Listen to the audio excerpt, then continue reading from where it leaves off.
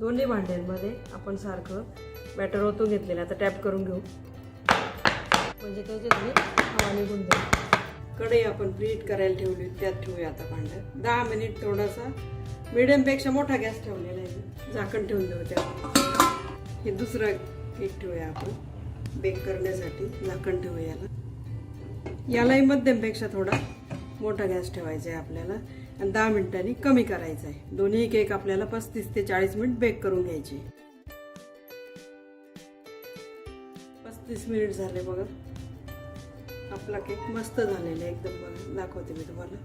मधोमध स्टिक घालून बघू आपण. एकदम काहीच चिकटत नाही. आता गॅस बंद करते मी. हाही बघू आपण. दोन्हीकडे इथेच केले पण ओव्हनपेक्षा छान झाले बघा. स्टिक घातली आपण, एकदम क्लीन येते. आता गॅस बंद करते मी. आता हे आपण 15 मिनिट